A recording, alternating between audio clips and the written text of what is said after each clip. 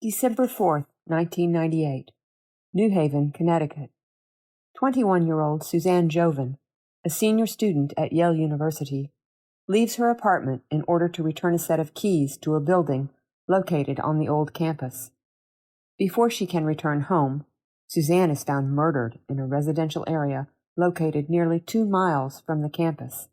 and it turns out she has been stabbed 17 times and had her throat slit. Suspicion soon turns toward a Yale lecturer named James Van de Velde, but he maintains his innocence, and there is no evidence linking him to the crime. Over the years, a number of different leads emerge, including a promising alternate suspect, but Suzanne's murder is never solved. After that, the trail went cold.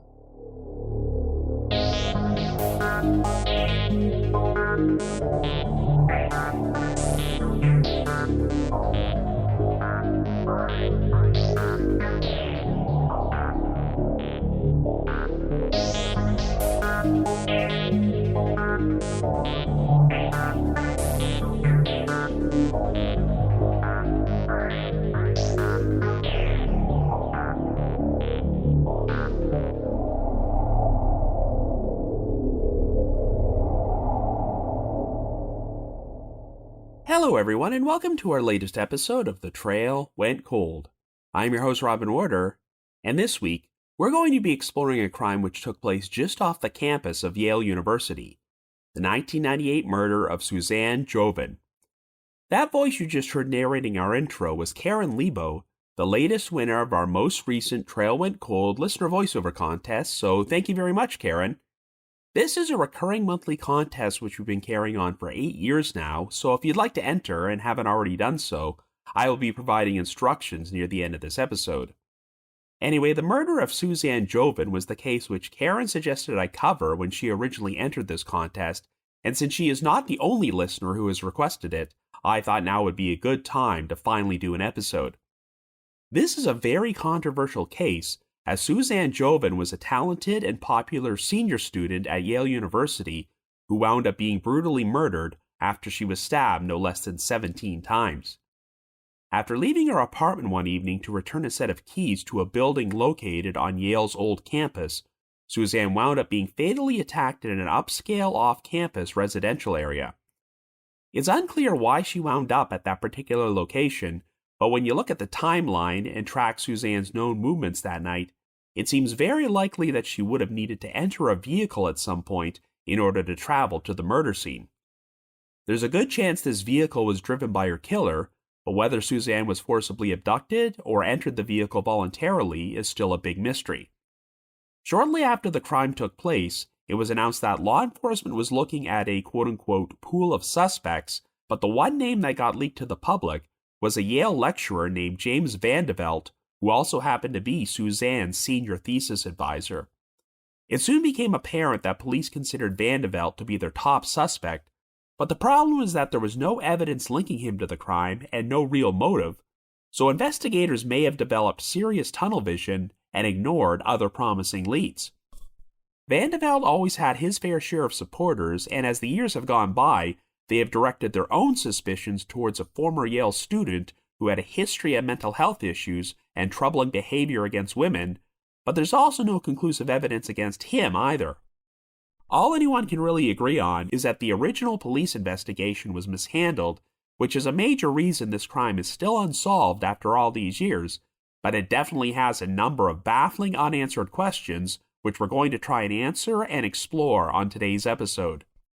However, before we get started, just a quick reminder that The Trail Went Cold is a weekly podcast, which is currently available for download on several platforms, including Apple Podcasts, Spotify, Amazon Music, YouTube Music, Podcast Addict, and more. So if you like this podcast, be sure to subscribe to it, and please leave us a rating or review on any of those sites to help spread the word and garner us more exposure. The Trail Went Cold is on Patreon, so if you would like to learn how to support the show, please visit our page at patreon.com/thetrailwentcold. For as little as $1 a month, you can garner access to exclusive rewards, including stickers and thank you cards, early access to episodes, and bonus content, as our Patreon page has nearly 90 exclusive bonus episodes in our archives, which are not available on a regular feed. So with all that out of the way, let us now explore the murder of Suzanne Jovin.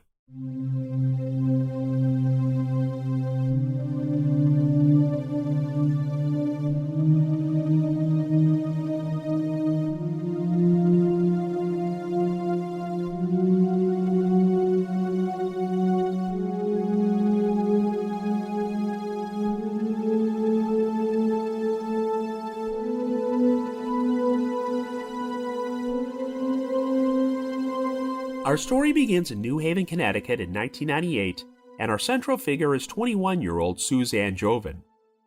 Suzanne was born in the medieval town of Göttingen, West Germany, to her American parents Thomas and Donna Jovin, who had been hired to run the Max Planck Institute for Biophysical Chemistry.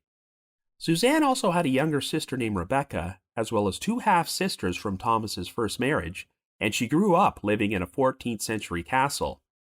Suzanne attended high school at the Theodor Heuss Gymnasium in Heilbronn, where she double majored in biology and chemistry, and spent her youth traveling the world and becoming fluent in 4 different languages, including English, German, French, and Spanish. For her post-secondary education, Suzanne decided that she would live in America for the first time by attending Yale University in New Haven, as her mother had gotten her own PhD from there.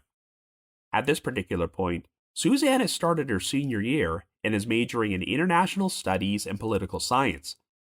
She also keeps herself busy with a number of extracurricular activities, and since her freshman year, Suzanne has been involved in a serious relationship with a 22-year-old engineering student named Roman Caudillo.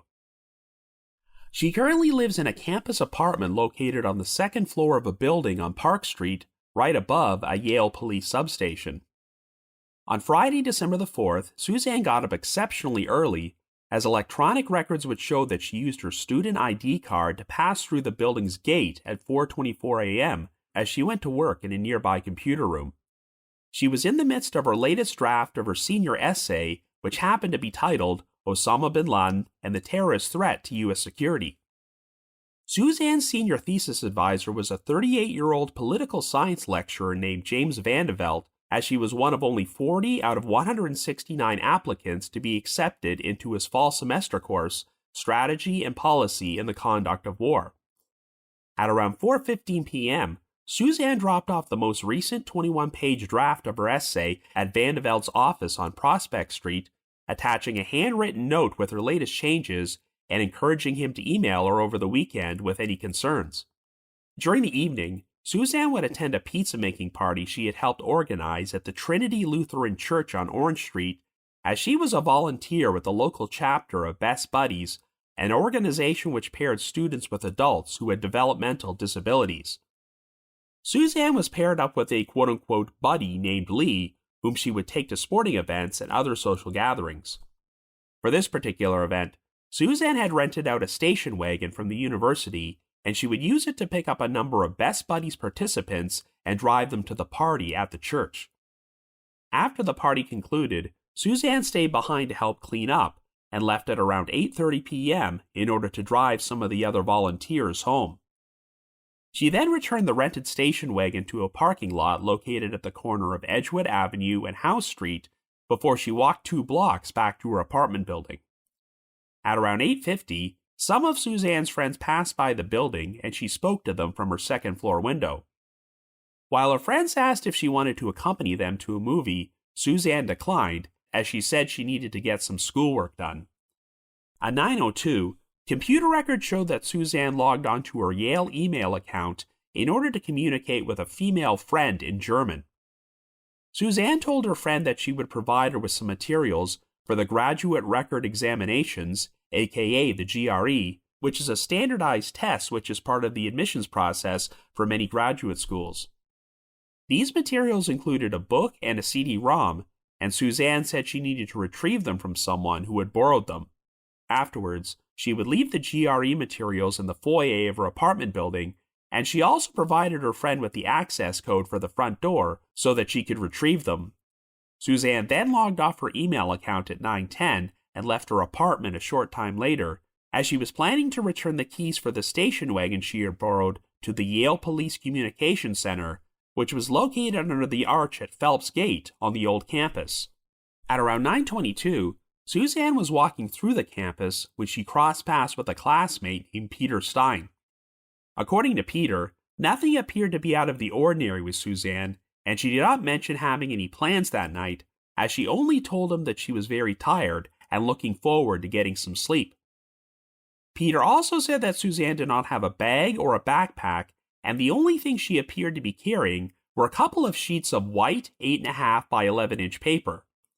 After they went their separate ways, it's believed that Suzanne dropped off the station wagon keys as planned, and sometime between 9:25 and 9:30, she was seen heading north on College Street. But sometime within the next half hour, Suzanne would become the victim of an horrific crime. At around 9:55 p.m., a call came into 911 as a man and woman had reported finding a bleeding woman at the corner of Edge Hill Road and East Rock Road, which was located in an upscale off-campus residential area approximately 1.9 miles north of Phelps Gate. They claimed that at about 5 minutes earlier, they had been walking up East Rock Road when they heard a scream, and it wasn't long before they came across the woman. When police arrived at the scene, they discovered Suzanne's body lying on her stomach beneath a tall oak tree on the grassy area between the road and the sidewalk. It would turn out that she had been stabbed a total of 17 times in the back of her head and neck, and her throat had also been slit. Suzanne was immediately rushed to Yale New Haven Hospital, but she was pronounced dead shortly after she arrived at 10:26 p.m. It was later revealed that only one of the 17 stab wounds were fatal, and while the actual murder weapon was never found, the tip of a knife was lodged in the left side of her skull. While an episode of the TV show 2020 later stated that the blade was believed to have belonged to a 45-inch non-serrated carbon steel knife, investigators have never confirmed or denied this, though there has been speculation that it could have been the blade for an X-Acto knife. Since Suzanne did not scrape her hands or have any noticeable defensive wounds, investigators did not think she was running away at the time she was stabbed and may have been taken by surprise and attacked from behind. Suzanne was not sexually assaulted, and since she was still wearing her watch and her earrings, robbery also did not appear to be the motive for the crime. The only money Suzanne was carrying was a crumpled $1 bill in her pocket, as she had left her wallet behind at her apartment. Residents who lived near the murder scene would claim they thought they heard an argument between a man and a woman, which was followed by the sound of screaming, and a motorist who drove through the area also thought that they heard a woman crying out, quote, "Why are you doing this to me? How can you do this?" End quote. There were a lot of other odd clues and pieces of evidence surrounding the crime, but for some reason, many of them were not released to the public for years, and I'll be talking about these key details later on. But what seemed particularly strange is that the spot Suzanne was found at the corner of Edge Hill Road and East Rock Road was in the opposite direction of her apartment, and it would have taken her between 40 to 45 minutes to walk there from the spot where she was last seen on College Street near Phelps Gate. Since the last reported sighting of Suzanne took place between 9:25 and 9:30, and her body was discovered at around 9:55, it seemed impossible that she could have traveled to this location on foot during that time frame. Therefore, Suzanne likely entered a vehicle at some point during that half-hour window, though whether she did so voluntarily or was forcibly abducted could not be determined. Suzanne's friends and family maintained that she never would have accepted a ride from a stranger, but there were no eyewitnesses who could confirm having seen Suzanne entering or exiting a vehicle that night. Another big unanswered question involved the GRE materials which Suzanne said she was going to lend to her friend during their final email correspondence. As you might recall, Suzanne wrote that someone had borrowed these materials from her, but she never revealed this person's name, and it's unclear if Suzanne was planning to retrieve them on the night she was killed. Regardless, the GRE materials were never found, and the person who borrowed them never came forward, so it's still unclear if this angle has any connection to the murder. Suzanne's boyfriend, Roman Cadillo, had been away on a trip to New York City, and since he was on a train back to New Haven during the time period the murder took place, he was eliminated as a suspect. The New Haven Police Department also ruled out Lee, the developmentally disabled adult who had been paired up with Suzanne during their time at Best Buddies. On December the 8th, 4 days after the murder took place, the New Haven Register published an article about the case under the headline, quote, "Yale Teacher Grilled and Killing." And while this teacher was not publicly named, many people immediately figured out that the headline was in reference to political science lecturer James Van de Velde, who had been Suzanne's senior thesis advisor at the time of her death. Following the publication of this article, some local television reporters tracked down Van de Velde while he was on the way to a dental appointment. When one of the reporters asked, quote, "Did you see the Register this morning? They did everything but name you," Van de Velde replied, quote, "It sure seemed that way, but I'm innocent." 1 month later, on January the 11th, 1999, Yale University issued a public statement in which they confirmed that the New Haven Police Department had informed them that Van de Velde was in a quote-unquote pool of suspects. It would turn out that the last witness who saw Suzanne walking north on College Street between 9:25 and 9:30 p.m. on the night of the murder had also reported seeing an Hispanic or black guy in a hooded sweatshirt walking in the same direction in front of her, and a blonde, well-dressed white guy with glasses was walking several paces behind her.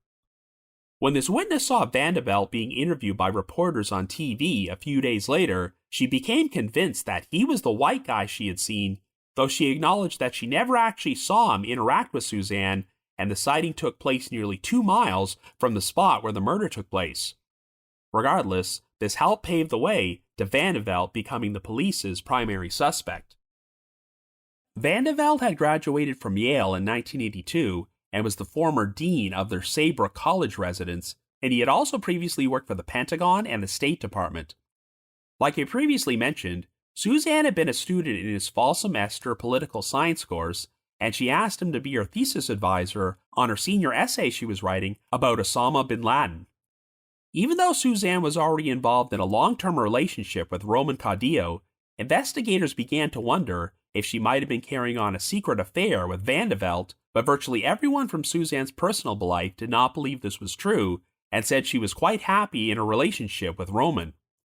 And while Van de Velde was unmarried and not involved in a serious relationship at that time, there were never any rumors about him carrying on affairs or acting inappropriately with his female students.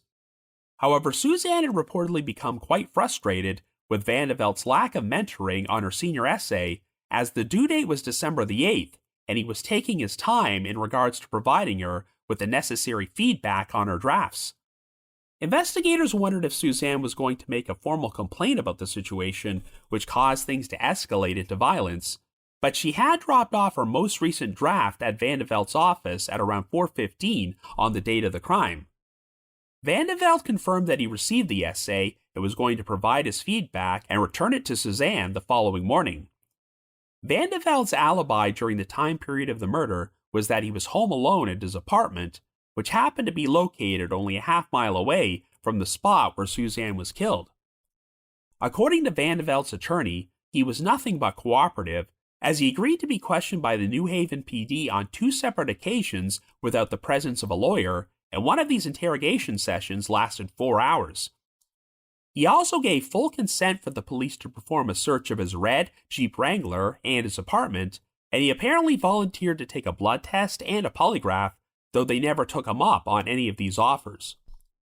There were also allegations that investigators had developed serious tunnel vision in regards to Van de Velde. On the night of the murder, a witness saw what he described as a small, red, 4-door sedan speeding out of the area away from the murder scene, and the New Haven PD reportedly asked him no less than 14 times if the car was actually a big, red Jeep Wrangler, which was what Van de Velde drove. The witness repeatedly said no, and even though he was shown photos of Van de Velde, he did not identify him as the driver of the sedan. While there was no evidence to link Van de Velde to the murder, and he had a lot of outspoken supporters who insisted he was not capable of a crime like this, it became apparent that the allegations were doing serious damage to his career and his reputation. Yale University made the decision to cancel Van de Velde's classes, which were scheduled for the spring semester of 1999, as they felt his presence would be a quote-unquote major distraction for students. He was placed on paid leave, but in May of that year, Yale announced that they had terminated their 1-year contract with him, and he would not be invited back to teach again the following semester, though they insisted that their decision had nothing to do with the murder investigation. A private investigator who worked the case would later describe Van de Velde as, quote-unquote, Richard Jewell with a PhD, in reference to the security guard who was falsely accused of being responsible for the Centennial Olympic Park bombing at the 1996 Summer Olympics in Atlanta. When the senior students from Yale graduated during the spring of 1999, Suzanne was posthumously awarded a Bachelor of Arts degree cum laude with distinction in both her majors. Thomas Jovin also accepted Yale's Elm and Ivy Award on behalf of his daughter in recognition for her meritorious service contributions in the New Haven community, and a scholarship would be established in Suzanne's name. By 2000, Suzanne's murder was still unsolved, so James Van de Velde and many of his supporters encouraged Yale to hire some private investigators for her case, as they felt that the New Haven PD was focusing too much on him as a suspect and ignoring other potential leads. The Jovin family also eventually made the same request, and by the end of the year, Yale had procured the services of two private investigators who had once worked for the New York Police Department and the New York District Attorney's Office, and they encouraged the New Haven PD to analyze potentially important pieces of forensic evidence which were never tested. Throughout the course of 2001, the New Haven PD would gradually reveal key tidbits of information which had not yet been made public. For starters, it turned out that before the 911 call was made about the murder, eyewitnesses had reported seeing a tan or brown van stopped on East Rock Road facing east, adjacent to where Suzanne was discovered, but for reasons unknown, the New Haven PD kept the van's existence a secret from the public for 3.5 years. In November of 2001, they announced they had impounded a formerly tan 1982 Dodge Ram van which had been painted white, though it does not look like it was ever linked to the crime. As the years have gone on, investigators have reported that two witnesses saw a light-colored, mid-size four-door sedan parked at the intersection of East Rock Road and Edge Hill Road. One of the witnesses even said that the front door was open and the interior lights were on, while a man and woman stood beside the vehicle on the sidewalk. It's unclear if investigators now put more credence into the sighting of this light-colored sedan than the brown or tan van, but either way, the couple who found Suzanne's body did not report seeing a van or a sedan parked or speeding away from the scene when they arrived. Another key piece of evidence which the New Haven PD finally shared with the public in 2001 was the discovery of a Fresca soda bottle which was found in the bushes near the murder scene. This was a brand of soda which Suzanne liked to drink, and the bottle contained her fingerprints as well as a partial palm print which could not be matched to anyone, including James Van de Velde. It turned out that the only store in the area which sold Fresca and was still open for business between 9 and 10 p.m. on the night of the crime was Krausner's Market, located on York Street, 1 block east of Suzanne's apartment. But the bottle's existence only opened up more questions than answers, as Peter Stein, the last witness who spoke with Suzanne before she was killed, had confirmed that the only thing she was carrying in her hands was some white sheets of paper, and she did not have a bag or a backpack which could have contained this bottle of Fresca.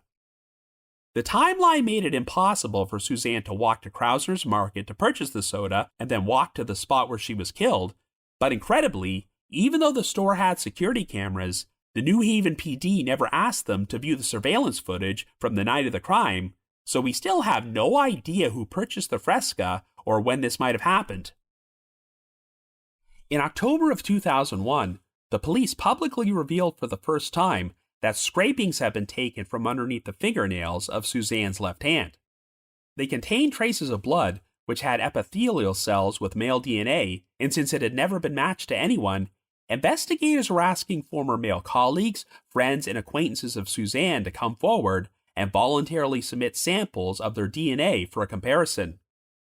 Much like the partial palm print from the Fresca bottle, the DNA did not match James Van de Velde, but he was still not removed from the pool of suspects or officially cleared of any involvement in the murder.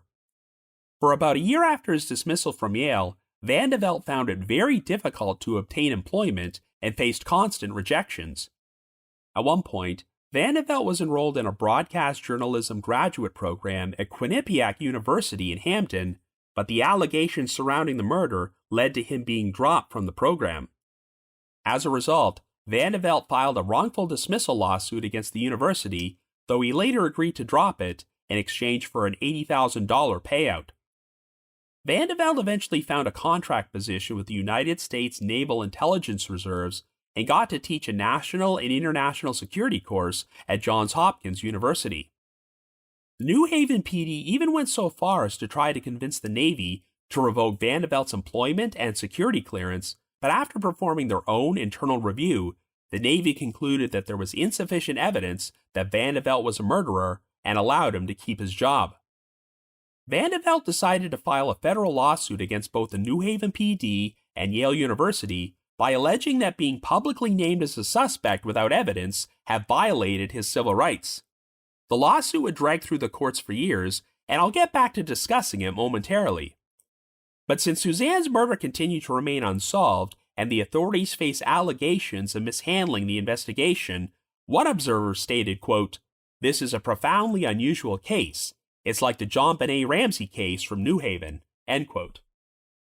In November of 2007, Assistant State's Attorney James Clark announced that the case was now being worked on by the Suzanne Jovin Task Force, a team of 4 retired Connecticut State Police detectives who had volunteered to donate a large amount of their personal time to the investigation for the payment of just $1 per year. In regards to the current status of the investigation, Clark stated, quote, "No person is a suspect in the crime, and everyone is a suspect in the crime," end quote. Well, in July of 2008, the Jovin Task Force revealed that during their new investigation, they learned that in the days following the murder, a female motorist had come forward and told the New Haven PD that shortly before 10 p.m. on the night of the crime, she had been driving near the corner of Whitney Avenue and Huntington Street, which was only about a block south from the spot where Suzanne's body was found. She said that she saw an athletic-looking white male who appeared to be in his 20s or 30s running in the opposite direction of the murder scene before he disappeared over some bushes onto the property of the First Presbyterian Church. She described this man as having a square jaw and well-groomed blonde or dark blonde hair, and he was wearing dark pants and a loose-fitting green jacket. Well, it's been alleged that when the New Haven PD showed this woman a photograph of James Van de Velde, she failed to identify him as the man she saw. The police even went so far as to take the witness outside Van de Velde's office and pointed him out so she could get a good look at him in person, but she still maintained that he was not the man she saw running onto the church property. According to the woman, this was the last time the New Haven PD ever spoke to her until she was contacted by the Jovin Task Force nearly a full decade later. This once again supported allegations that the New Haven PD had developed serious tunnel vision and were ignoring potential evidence which did not fit their narrative that James Van de Velde was the killer. The Jovin Task Force had a composite sketch created for the unidentified man, and it would be publicly circulated and posted throughout the neighborhood where he had been seen. In September of 2009, Suzanne's parents wrote a letter to Connecticut Governor M. Jody Rell to express their dissatisfaction with the investigation into the murder. They were particularly unhappy with the fact that important forensic evidence from the case had not been tested, as at the time, the Connecticut Forensic Science Laboratory had a backlog of 12,000 untested DNA samples. Well, testing was finally performed on the DNA taken from Suzanne's fingernail scrapings, and in November, it was announced that a match had been made.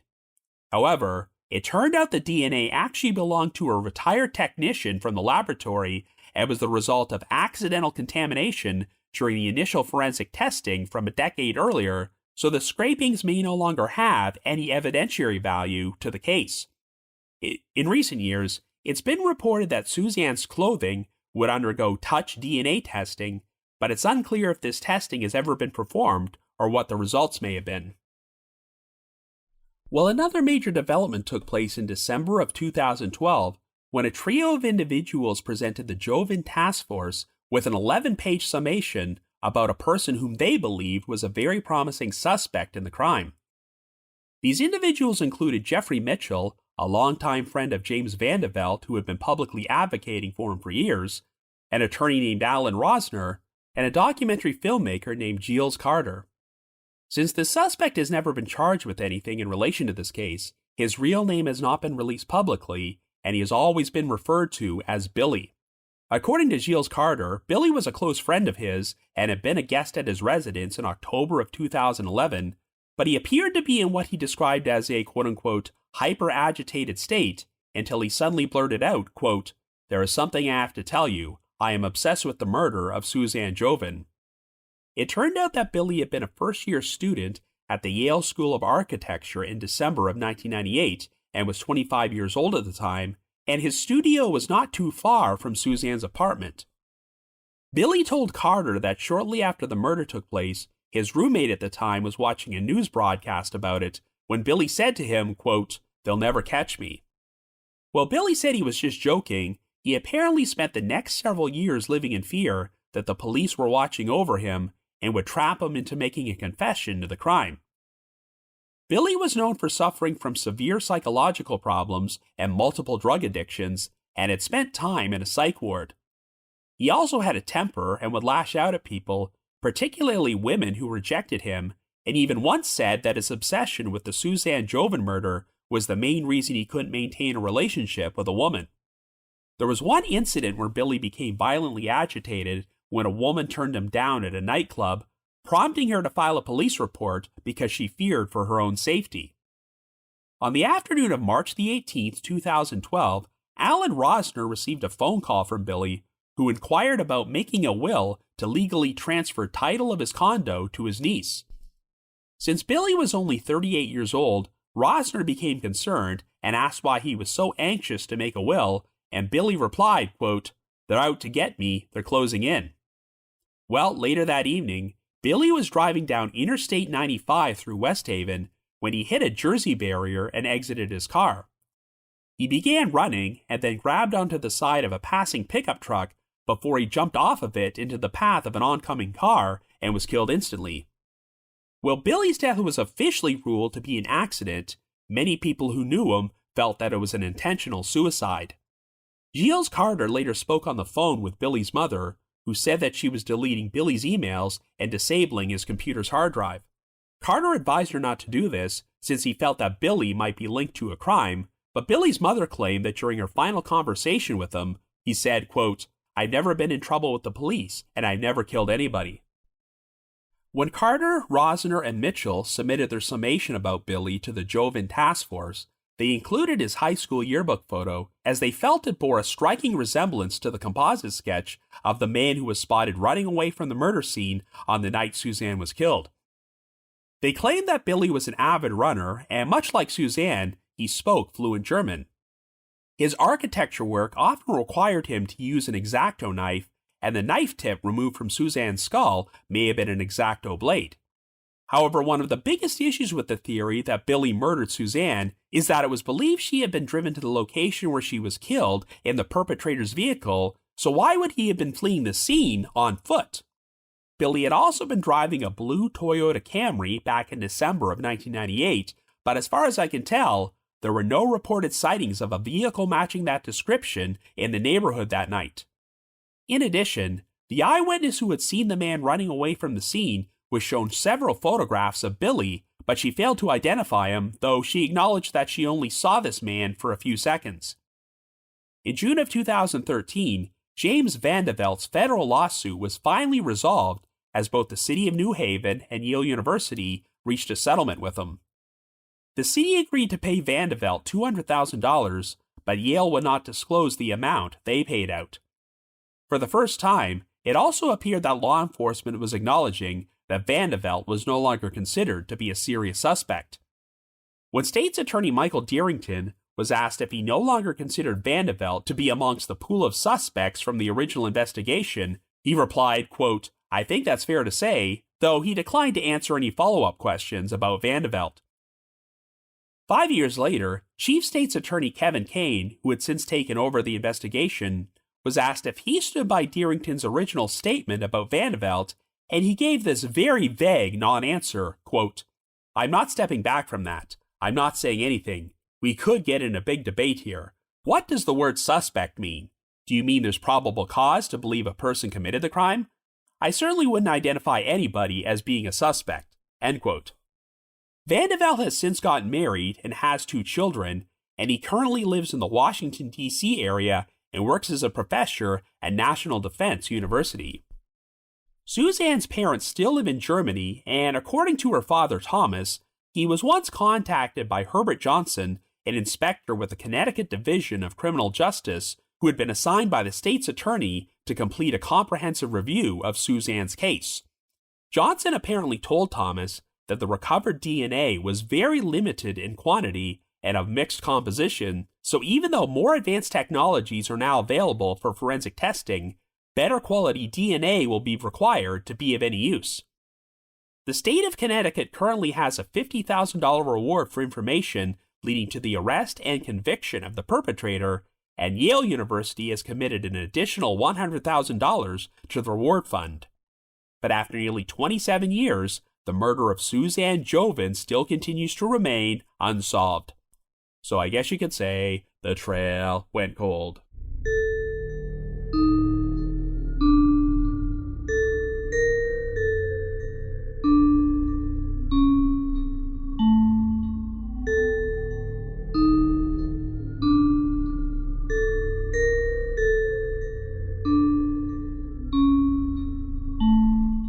So whenever a crime takes place at or around a prominent college or university, there's always going to be immense pressure to solve it as quickly as possible to avoid potentially scaring off students from enrollment.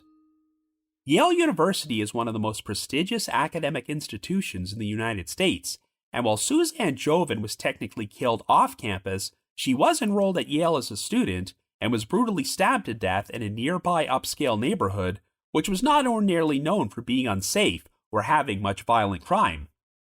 Given the massive push to catch Suzanne's killer, I doubt that many people would have expected this case to still be unsolved in 2025. But of course, in retrospect, it appears that the major issue is that law enforcement developed a serious case of tunnel vision when they decided that James Van de Velde was their primary suspect, so they ignored potentially important evidence that pointed away from him. Of course, you might be wondering why the New Haven Police Department and Yale University would be so keen to turn Van de Velde into their fall guy, because if it turned out the university had hired a lecturer who stabbed one of his students to death, that obviously wouldn't reflect very well on them. While there wasn't any truly exculpatory evidence to prove that Van de Velde didn't do it, there also just wasn't any real evidence to implicate him either, so even though he was in the police's original pool of suspects, what exactly made him stand out from everybody else? It's perfectly reasonable to put together a pool of potential suspects, but Van de Velde was the only name among them to be released publicly, and this caused serious damage to the reputation of a potentially innocent man, and even though 27 years has passed, there's really no more evidence against Van de Velde now than there was back in December of 1998. But I think one of the main reasons he became a fall guy was because the university and the community in general felt it was in their best interest to make everyone believe that Suzanne's murder was a personal crime.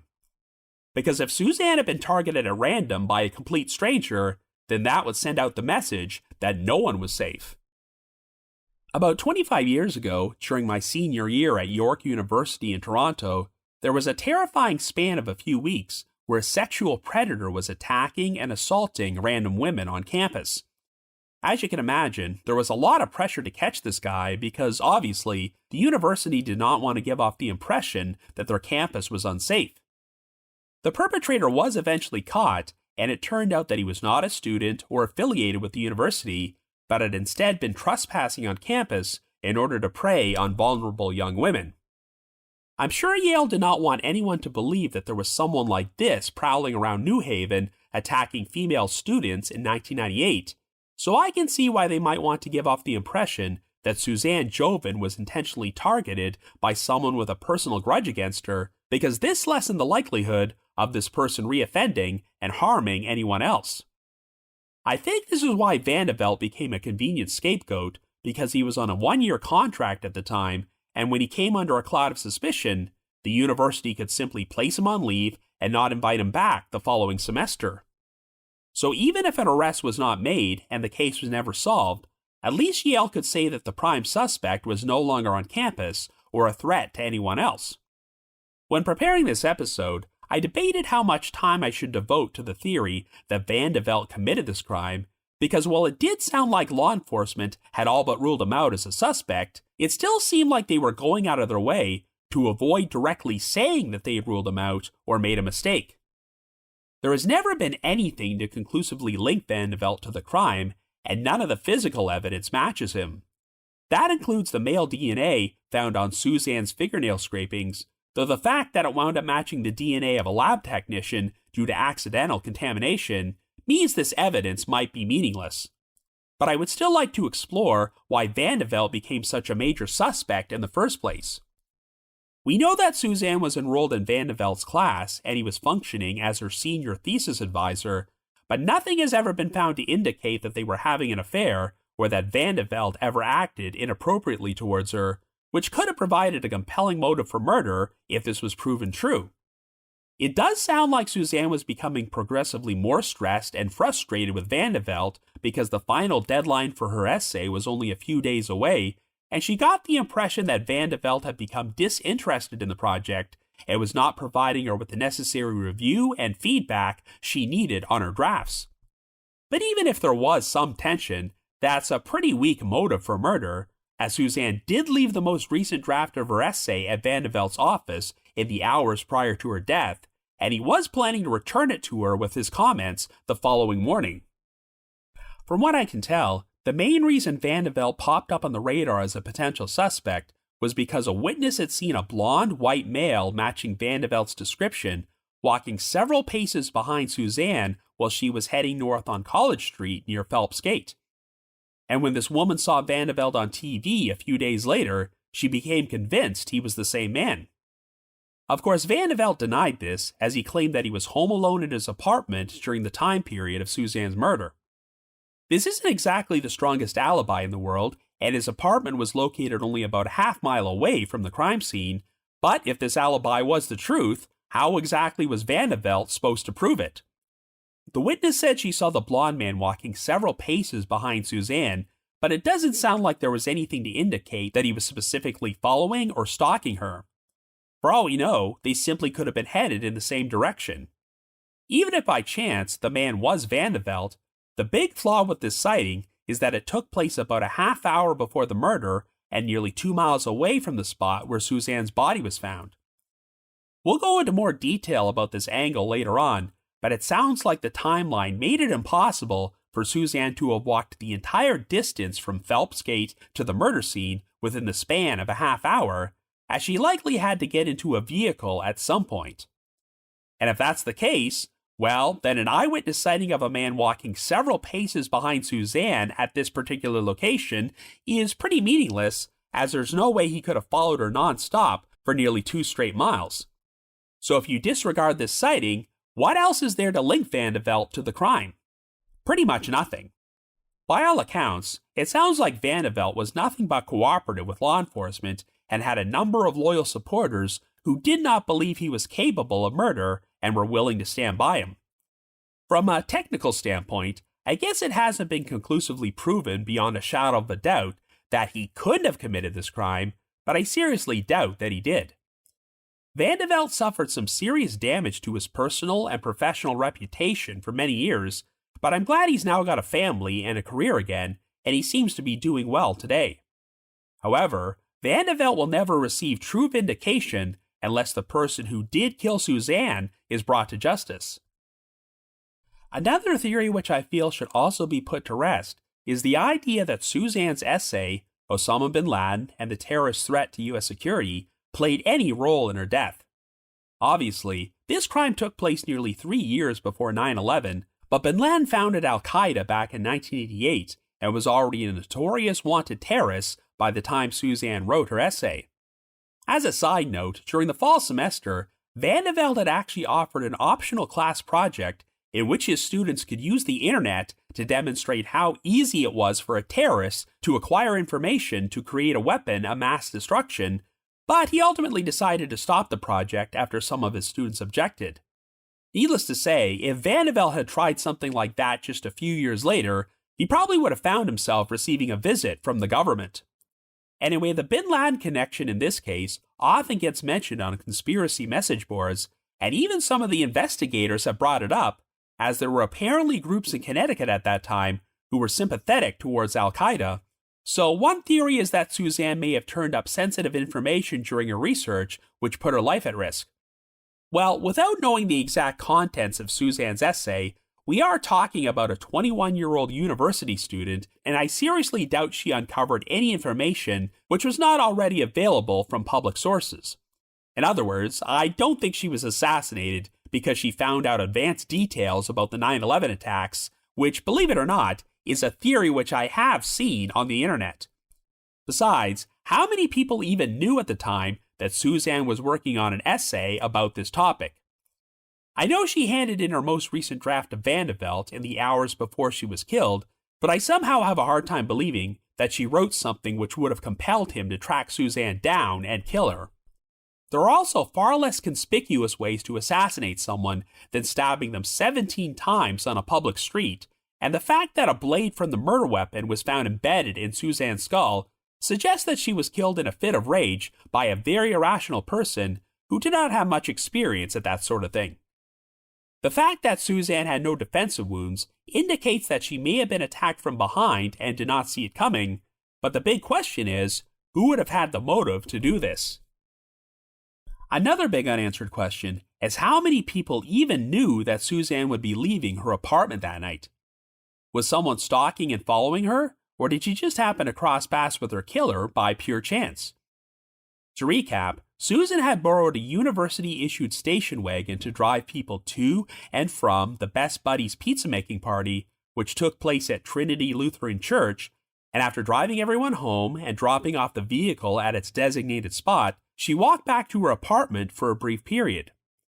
She then decided to leave in order to walk to the old campus and return the station wagon's keys to the police communications center near Phelps Gate, and the last known person to speak with Suzanne was her classmate Peter Stein, whom she bumped into at 9:22 p.m. Suzanne gave off the impression that she had no plans that night, as earlier that evening, she had turned down some friends' request to accompany them to a movie, and she told Peter that she was very tired and looking forward to getting some sleep. That certainly does ring true, given that electronic records showed that she used her student ID card to pass through her building's gate at 4:24 a.m. that morning, so she obviously spent a large chunk of the day working on her essay before she turned in her most recent draft.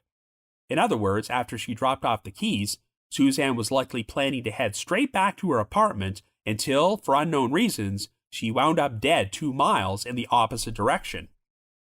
Suzanne was last seen heading north on College Street next to the arch at Phelps Gate between 9:25 and 9:30, so if she was headed home, her most logical route would have been to turn left on Elm Street, head west for a while, and then turn left on Park Street until she reached her apartment.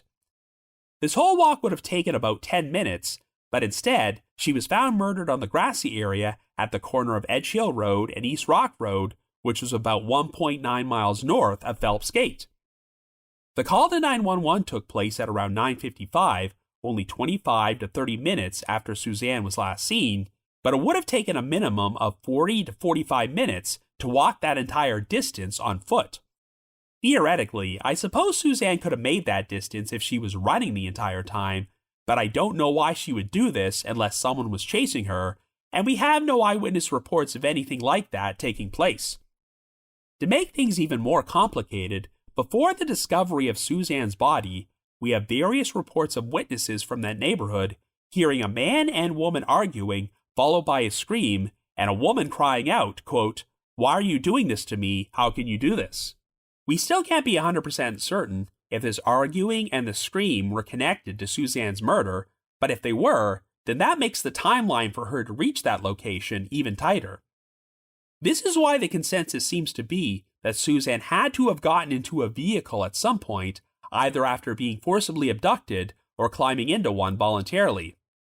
There's a good chance this vehicle was driven by the killer, and they possibly offered Suzanne a ride home, but since Suzanne's friends and family do not believe she would have accepted a ride with a stranger, she may have been murdered by someone she knew and trusted.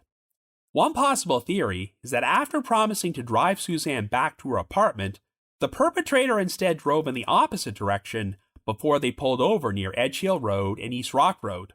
If Suzanne had been freaking out over this and kept telling the driver to stop, this could potentially explain some of the noises that the witnesses heard, such as her yelling, quote, "Why are you doing this to me?" as things could have escalated to the point where the perpetrator stabbed Suzanne several times and slit her throat before fleeing the scene.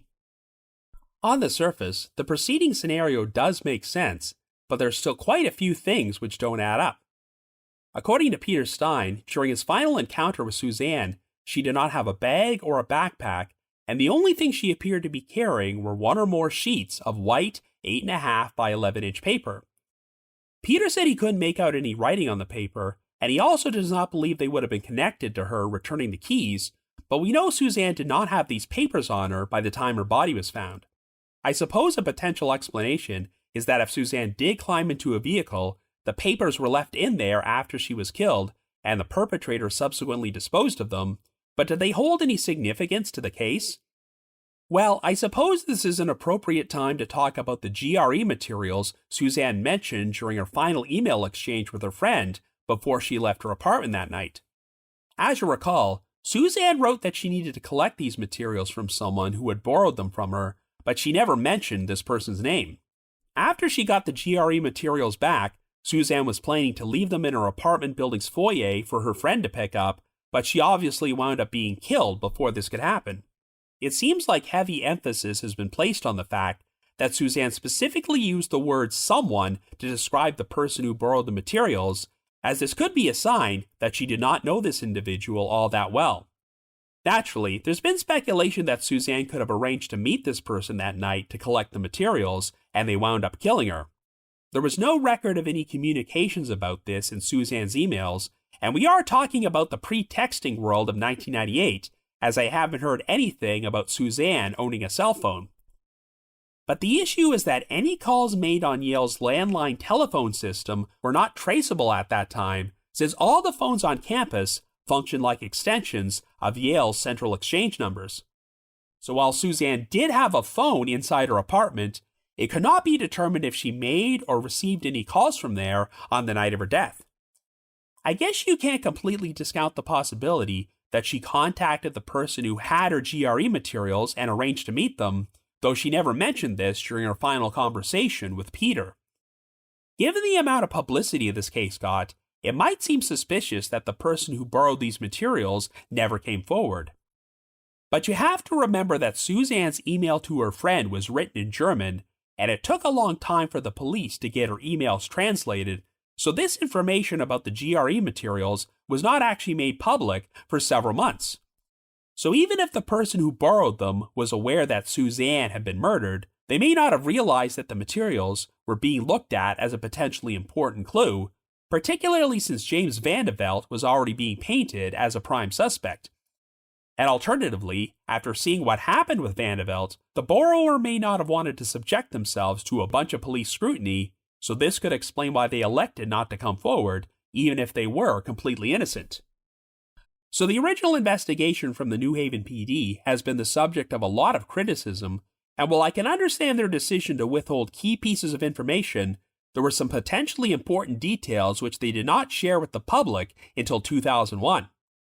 Of course, one of them was the discovery of a Fresca soda bottle in the bushes near the murder scene, which contained Suzanne's fingerprints and a partial palm print which is yet to be matched to anyone.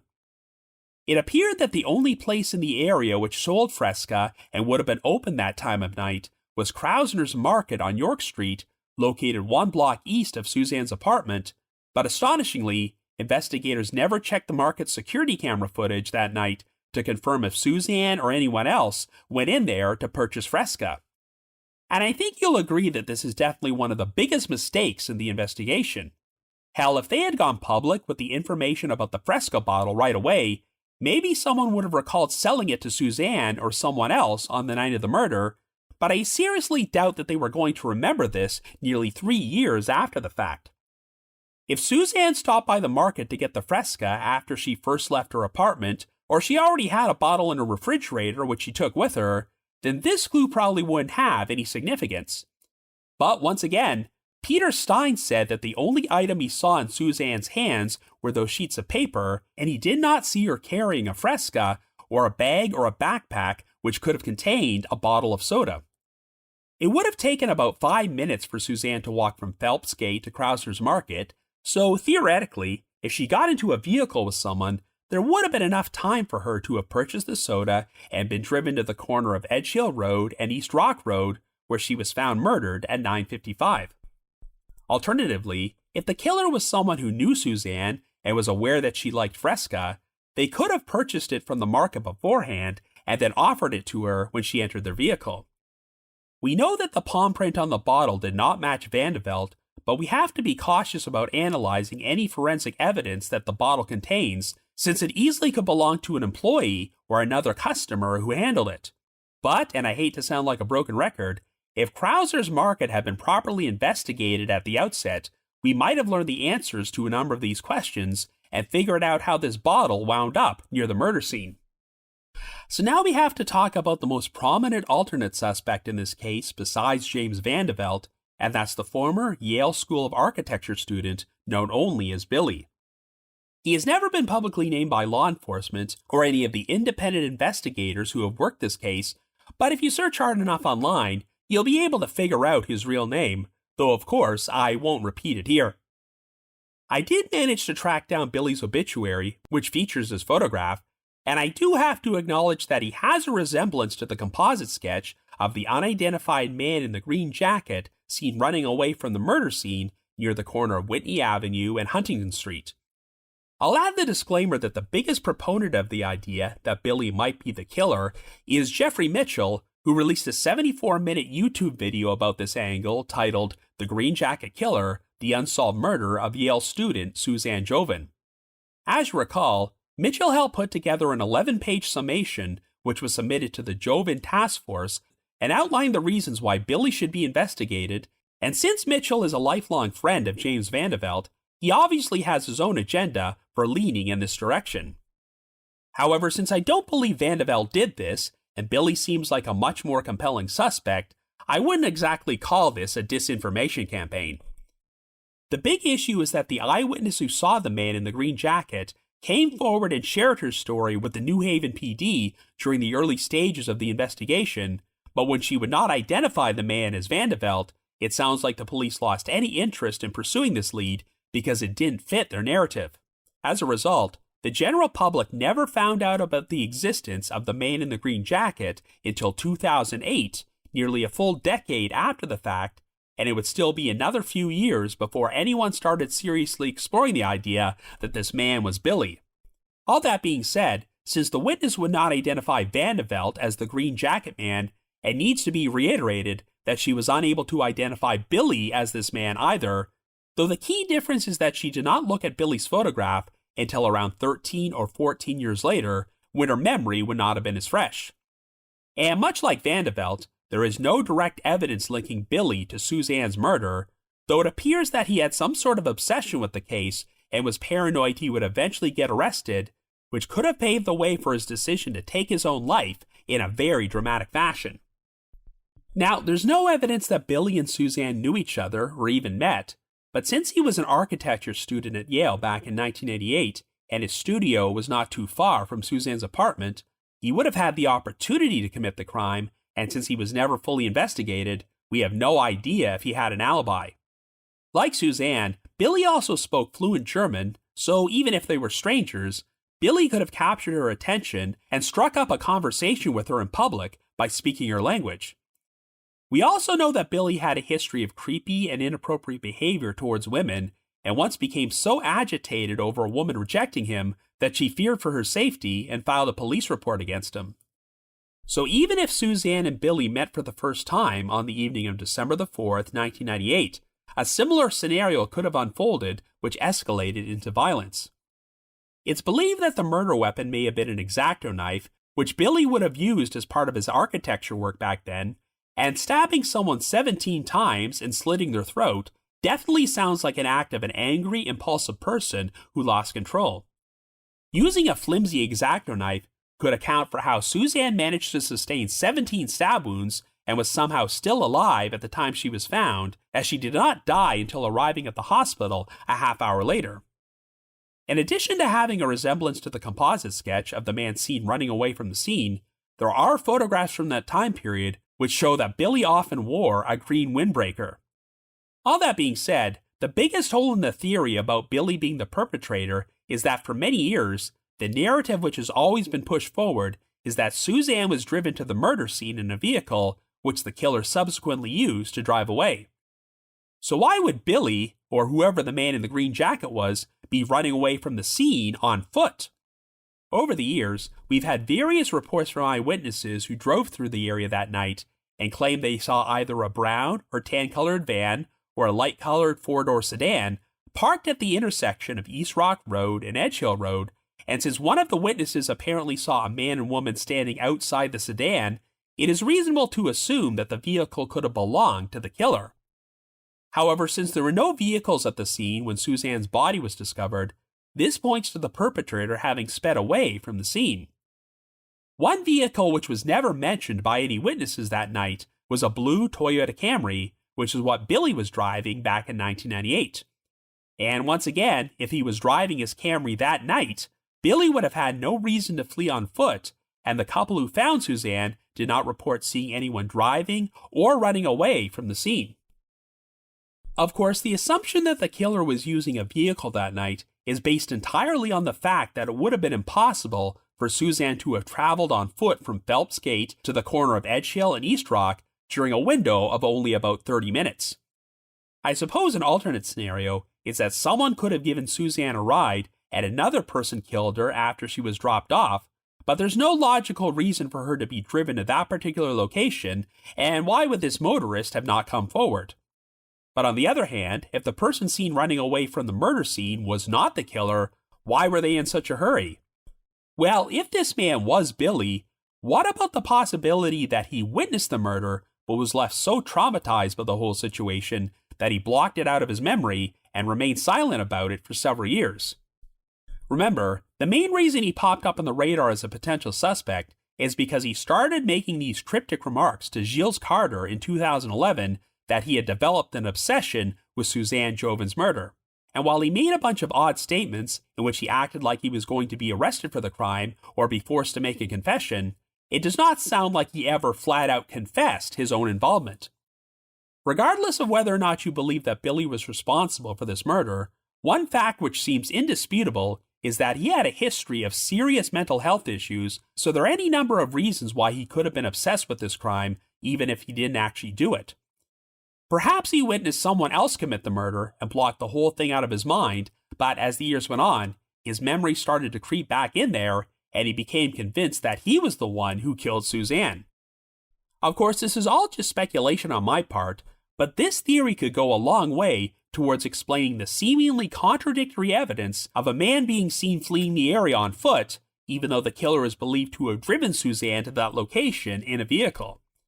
Whatever the case, if Billy committed this crime, or had any first-hand knowledge of it, he took those secrets to his grave. Now, the past several years have shown us that even if a murder suspect is deceased, DNA profiling and genetic genealogy can allow law enforcement to posthumously link deceased individuals to unsolved crimes, so they can be conclusively solved without the perpetrator ever being charged. Theoretically, if Billy was the killer, would it still be possible to prove it after all this time? Well, I've already discussed the contamination of the DNA evidence from the fingernail scrapings, and a few years ago, Thomas Jobin claimed he had been told that even though the technology to test forensic evidence has improved so much these past 2 decades, the quality of the available evidence in this case may not be strong enough for this to happen. In other words, the crime may have to be solved by other means. Overall, while I do think there is a compelling case to be made for Billy being the killer, there are also details which point away from him. There also doesn't seem to be a particularly compelling motive, aside from the possibility of Billy simply becoming violent and committing murder after Suzanne rejected his advances. But if it wasn't Billy, then who could have been responsible for this crime?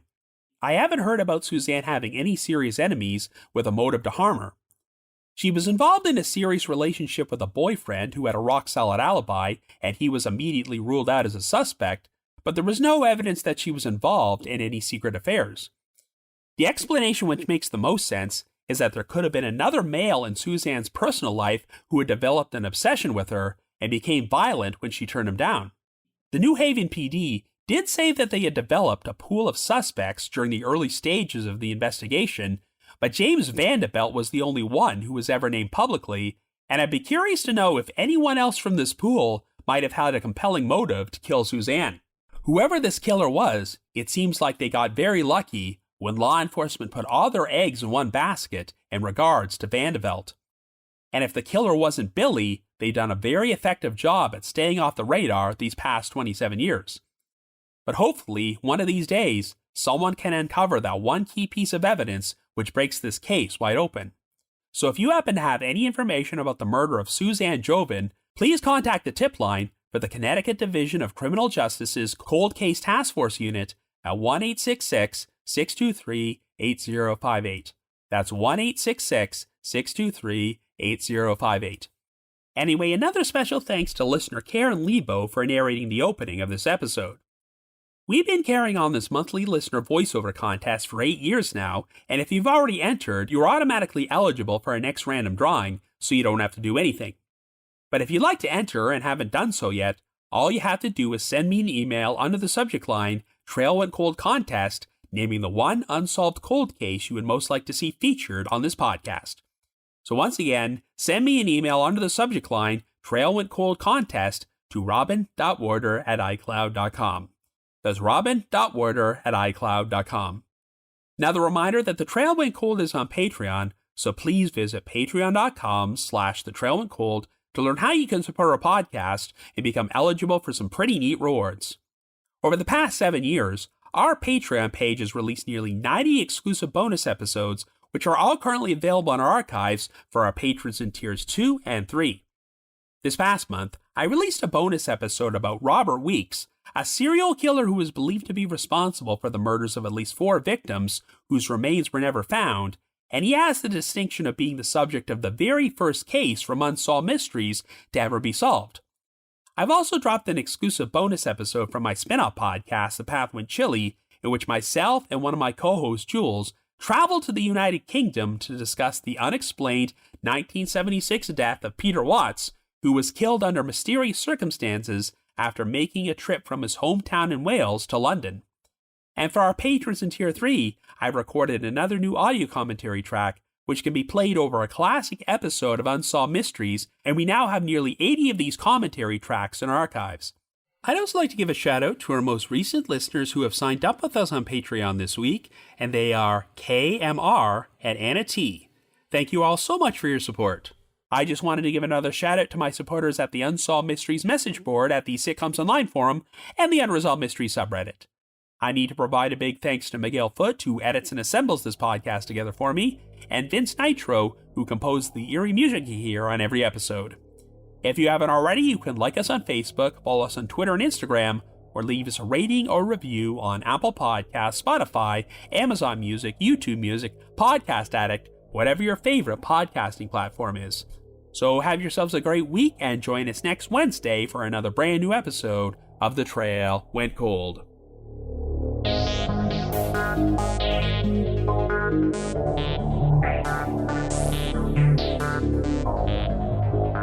Bye.